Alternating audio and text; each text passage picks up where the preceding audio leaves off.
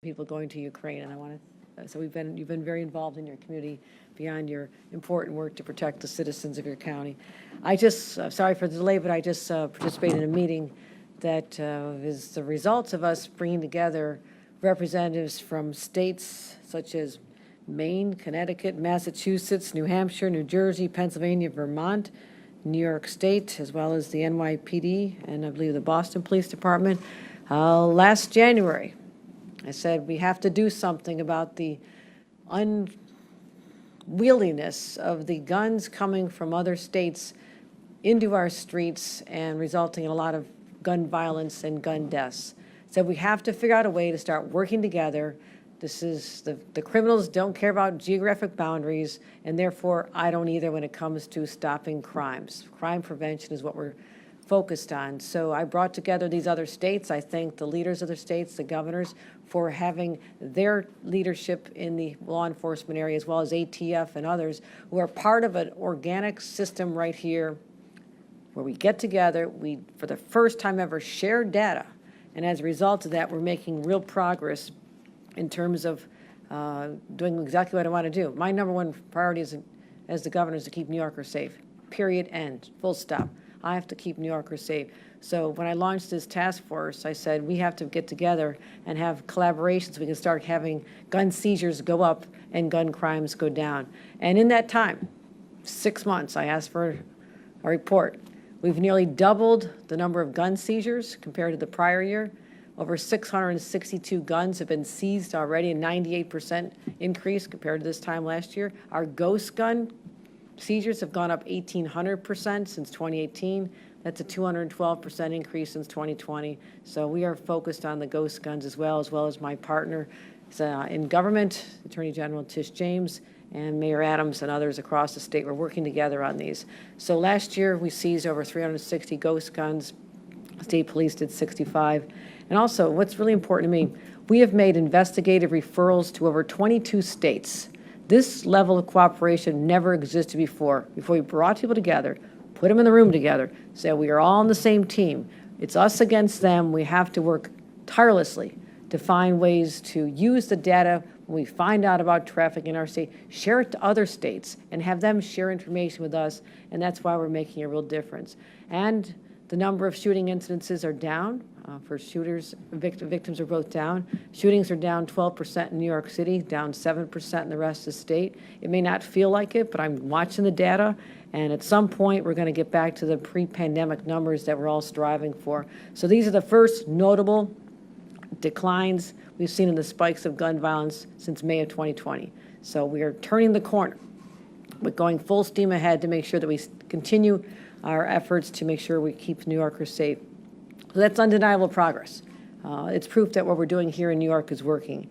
And we know that overall gun reforms, gun safety legislation, it works. New York State deaths due to injury from firearms is about 5 per 100,000. What's the context of that? In other states that have far fewer restrictions with respect to who can carry a gun and who can purchase them and the use of them. In Mississippi, a state with minimal restrictions, they have 28.6 deaths per 100,000. I just wanted you to hear that context. Again, New York State, 5 deaths per 100,000 population versus a place like Mississippi and others. We've now analyzed other states that have far fewer restrictions on guns, and their numbers of deaths per 100,000 are much higher. But it's not enough to have the toughest gun laws in the nation. We're always having to double down and find more solutions to make a difference.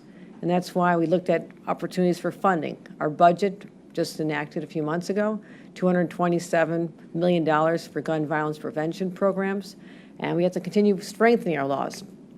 I will get back once again and talk about what happened in Buffalo. We'll never forget what happened in Buffalo. That's my hometown. And I immediately called on the legislature after that tragedy struck and got weapons, working hard to get weapons off the streets. We signed a nation-leading comprehensive legislative package. You know the details. We've talked about them. But last week, as we continue to do everything we can here in the state of New York, if I sound a little frustrated, I am. We're doing what we can to get the guns out of the hands of criminals, making sure that you have to be older to buy an AR-15, that you cannot, that we really increase the use of our red flag laws. And I thank the state police for being so aggressive in their approach and making sure that we protect citizens. But then you have the Supreme Court of the United States of America that think that they have more power than a governor does when it comes to protecting the citizens of our state. So they added fuel to the fire. You know, we've had fires raging for a long time in terms of our desire to just tamper things down, get the guns out of the hands of criminals, try to have some gun safety laws that make sense, and all of a sudden we have no longer they removed our limitations on who can carry concealed weapons in our state. So while we're in a time of national reckoning, everybody's focused on this. After Uvalde, after Buffalo, after the day-to-day scourge of gun violence in our streets, we have the Supreme Court of the United States of America tells us that we now have to repealed a law that's been on the books for over 100 years, back when probably Teddy Roosevelt was president of the United States. That's how long the law was there, and now they're totally out of touch with what we want for our state, and we want safer streets, not more guns on our streets. And so what they, in their vision of a New York, would be to allow guns on subways, people carrying them to work, carrying them to schools, carrying them to daycare centers, carry them to crowded venues like Times Square. Bar, imagine someone's, talking to your girlfriend, you're not real happy about it, and you have a gun and you have a temper, and that's what happens. So we are facing a wave of concealed weapons we're going to be facing a wave of concealed weapons in our parks, our subways, gathering places. And so therefore, when this decision came down just 1 week ago, we said we're going to move quickly. Next Thursday, I said we're going to get together. That day has arrived. Tomorrow, the legislature will be acting upon legislation that we're putting forth, and my team is reviewing all of our options. We're going to make sure we have the strongest protections possible, and that's why I appreciate the support of Carl Heastie, our Speaker, Majority Leader Andre Stewart-Cousins, in working with us toward legislation that we believe is going to make sense and continue to protect the citizens. That's why we're having this extraordinary session. That's what it's actually called, an extraordinary session, because we have to make sure that we make these changes, and I want them done now. Let me talk about some of the areas we're going to be expanding restrictions. Sensitive locations. What does that mean? Well, we're going to help everybody know. We're going to help define them. Federal, state, local government buildings, health and medical facilities, places where children gather, daycares, parks, zoos, playgrounds, public transportation, subways, buses, polling places, educational institutions, and making sure that we have no open carry policy as the default position for private businesses. Let me explain what that means. The presumption in the state of New York after we sign this bill into law will be the presumption is that private property owners will not want to have concealed carry weapons on their premises. But should they decide they do, they would actually affirmatively put a sign in their window, a bar, a restaurant, a gathering place, concealed carry weapons, welcome here. Otherwise, the presumption will be in the state of New York that they are not. We're going to protect the rights of private property owners, allow them to not have to be subjected to someone walking into their workplace or a bar, restaurant with a concealed weapon, and therefore we're going to take that very strong step, but we believe that it is sustainable, and that's what the law is going to be once we get this through tomorrow. So we're standing up for the rights of business owners, standing up for their right to be able to protect their premises and their patrons and their fellow workers and their employees, and that's what we're going to do. We're also strengthening the list of disqualifying criteria. So you can't get a permit if you have a history of dangerous behavior.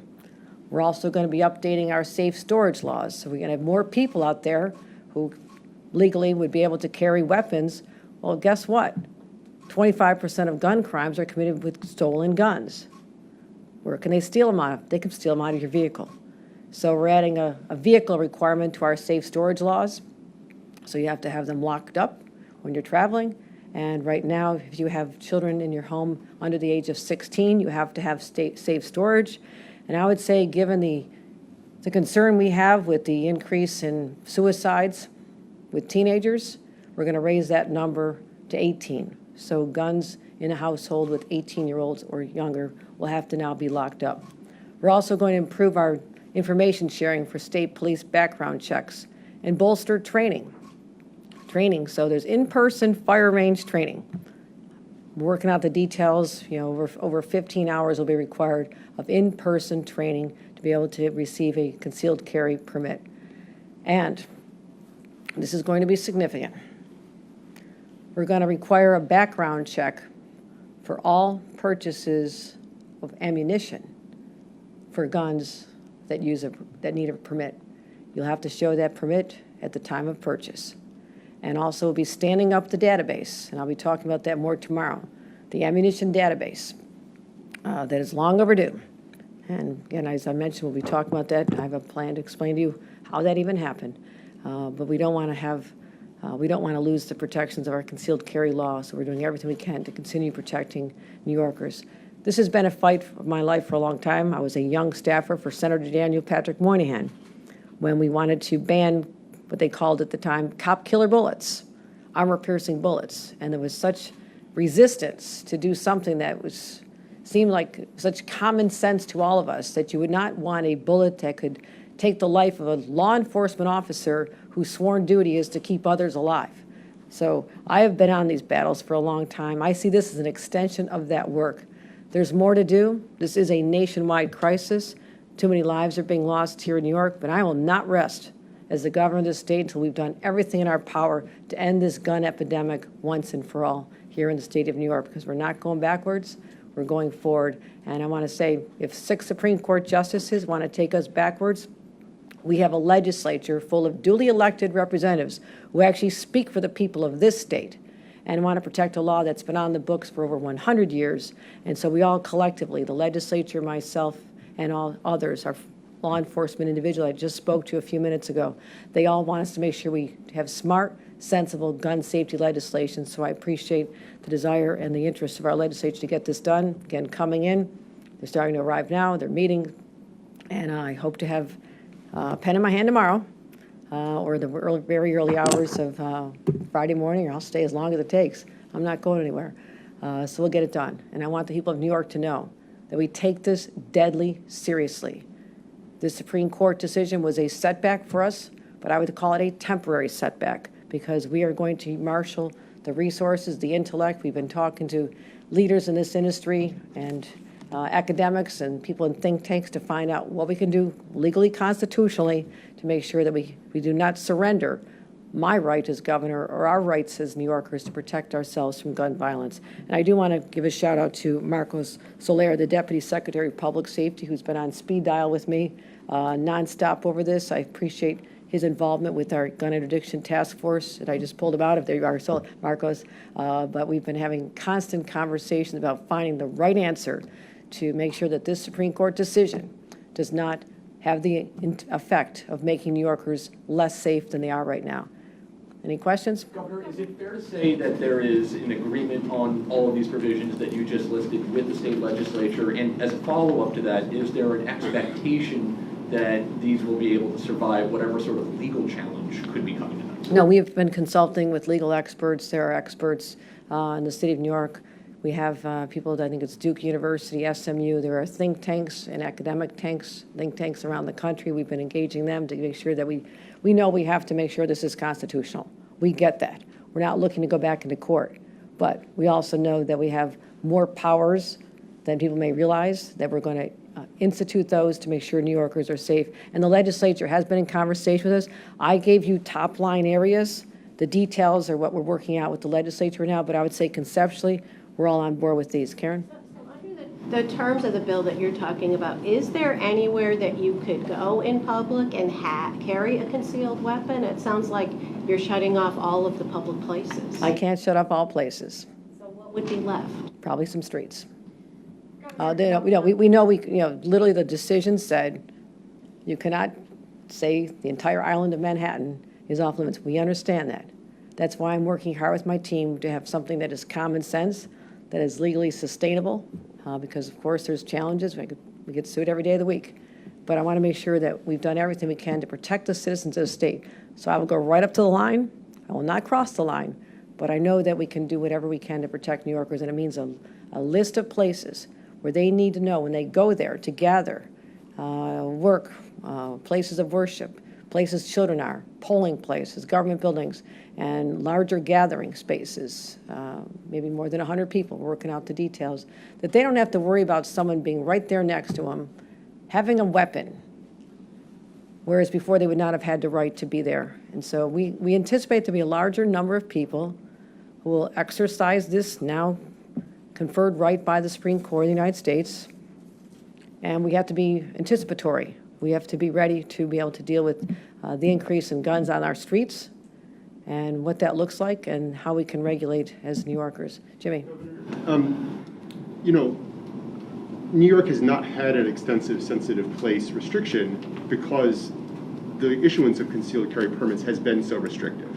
I'm wondering what would happen under your new regime. There are many members of law enforcement who carry concealed when they're off duty.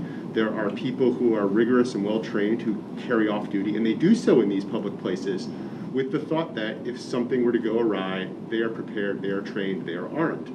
So is there any concern that banning these people from those public spaces to be armed might have an impact on public safety? Or are you taking provisions to sort of carve out, say, an off-duty officer? That's a good question. That's what we're looking at. We look at there's about 22,000 concealed carry permits in New York City, for example. I believe that about 17,000 are held by former law enforcement. Is that right, Marcos? I just carry all these numbers in my head all the time. So we are talking, those are the conversations we're having right now. Those are the conversations. As I said, these are top-line areas. We're going to have sensitive areas defined. And, are there carve-outs or not carve-outs for people with pre-existing concealed carry permits? That is the question. So we're going to have, this is, I wanted to let you, I keep getting asked everywhere I go for the last week, what are you going to do? What are you going to do? What are you going to do? I've laid out the top-line areas. I wanted to be clear. I wanted to be, transparent with what we're doing here. Let the press know, let the public know.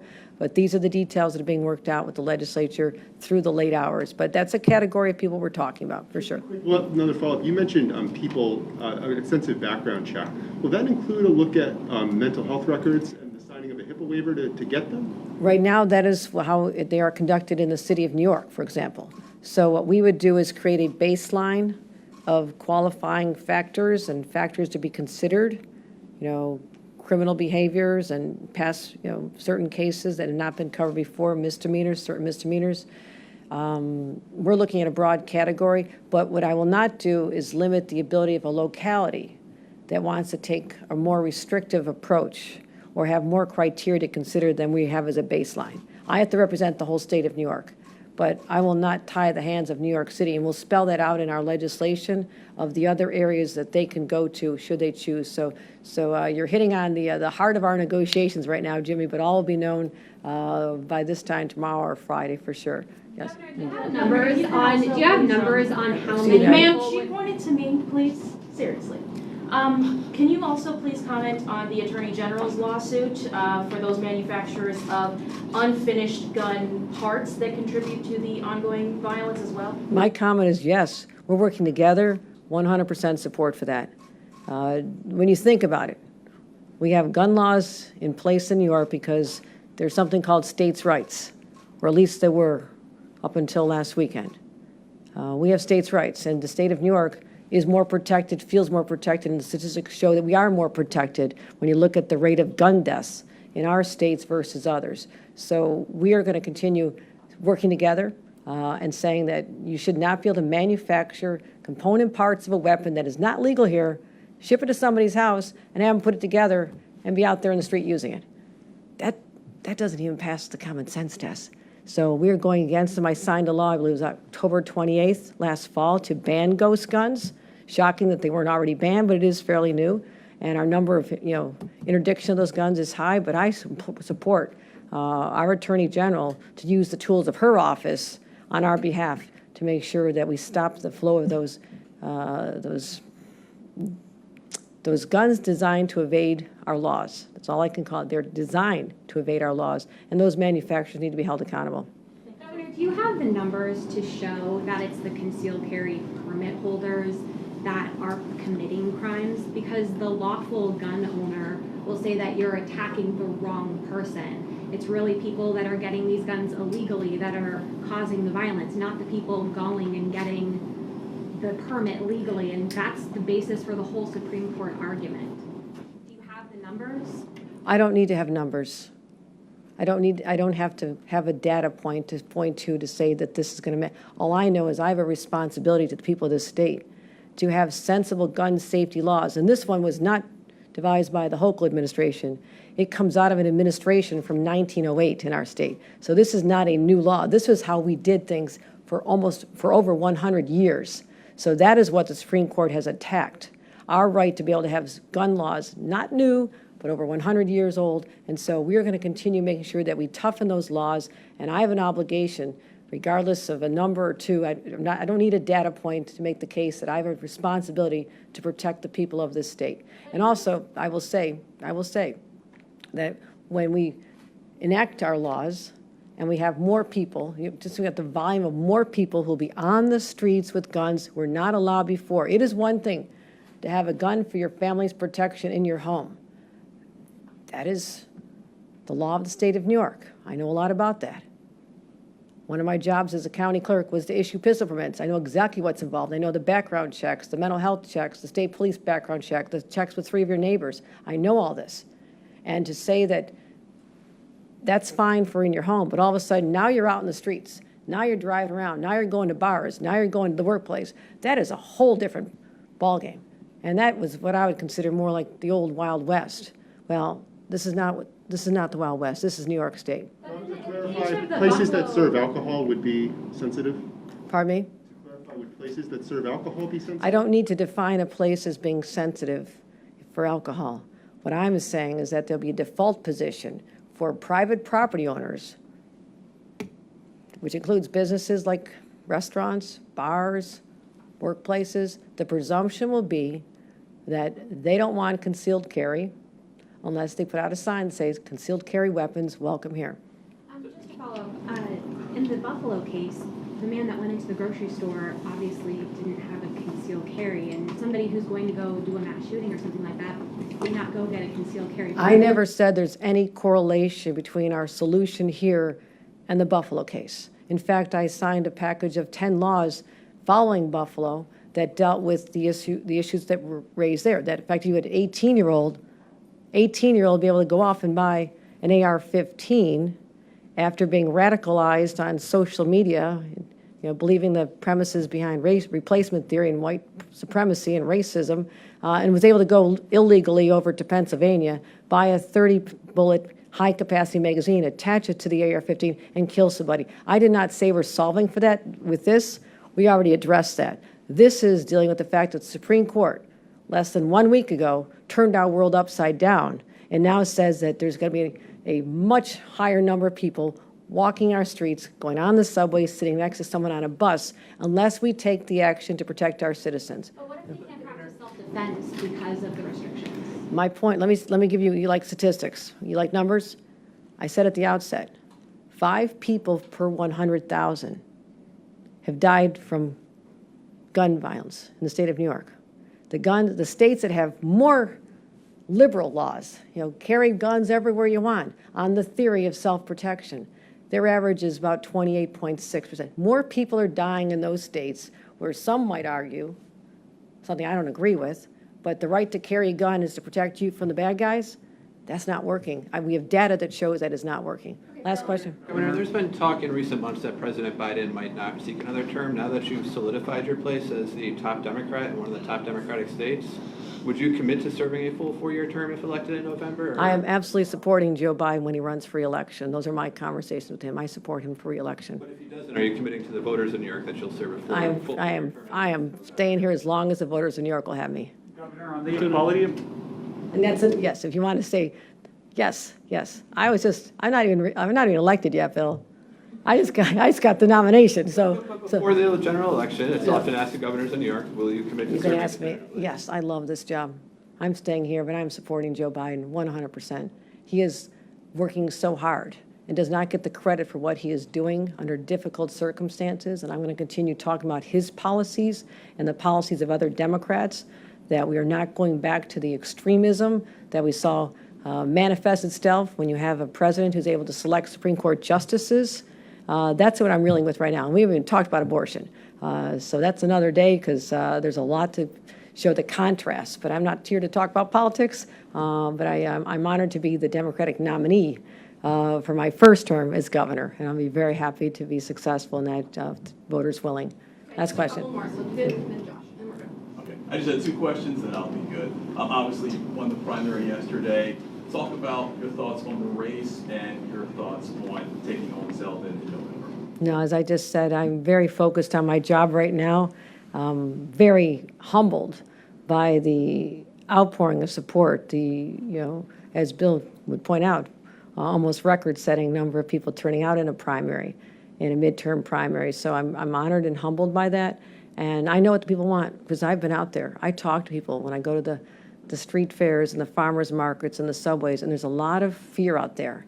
And I've never seen this before. This is my 13th election. I've never seen the anxiety and people come up to me in subway stops and literally start crying in my arms because they're so fearful that their rights are going to continue to be stripped away by the radicals who've now infiltrated the Supreme Court of the United States. So I'll be focused on those issues at the right time. I will call them out. But right now, I've got a very busy job making sure that we have policies to protect people. That's what we're focused on now, but also helping people with the high cost of living, finding more ways to lift that burden from them. There's a lot of pain and anxiety out there, and my job is to focus on that, how we can help people get through these very challenging times. But I'm honored to be the nominee, truly. And I just have one more question and I'll be done. Yesterday, we spoke to a group of Black Democratic women lawmakers, and they said they reached out to you, and they have some issues, some Black issues and Latino issues, and they reached out to your office and haven't got a response. What are your thoughts on that? This is the first I've heard of it, but my door is open. If they're in Albany, I'll have coffee with them Saturday morning. I always meet everybody. Everybody knows that. So, yes, Josh. I'll give you an opportunity to talk about abortion. Now you're getting me really riled up. As if I'm not upset about the Supreme Court on this one, but thank you, okay? The Equality Amendment, my understanding, Attorney General James assured lawmakers that the potential Equality Amendment would not have any legal issues with religious rights. Is that your understanding, your administration's understanding of it right now? And given the current proposed language, do you support that and would like to see lawmakers vote on it tomorrow? I just want to get this done. Now, the special session was called back for the exclusive purpose of dealing with the Supreme Court decision on concealed carry. However, as a strong supporter of an equality amendment, I am open to, widening that scope a little bit to deal with this. I know it's been worked on for years, even in this last session. I mean, they just literally wrapped up their session a few weeks ago, so they had the opportunity then. But if they still hadn't reached the necessary compromise between the Assembly and the Senate, and they are not there now, they should talk to me about it, and let's see what we can do. I do support this. We have Roe v. Wade codified in state law. I was very proud to preside before the Senate when that was passed, and it was a significant accomplishment, even though at the time no one really thought it'd be needed. It is needed. And especially as there's some talk of, again, we'll never hopefully get there, but if there is a change in leadership in Washington, there could be a nationwide abortion ban. I'll do whatever. I will protect New York women. I'll invite women from other states to come here and receive the services that they're being denied in other states. But heaven help us if that happens. What do you think of that being kind of stuck in neutral over these concerns surrounding the religious language that's been talked about? I want them to work it out. I encourage them to work it out. I've said that all along. They have an opportunity to, the Assembly, the Senate, put together a plan. They bring it, it gets passed, and actually a governor doesn't sign a constitutional amendment. All right, thanks everyone, we gotta go. All right, thanks everybody. Appreciate your time.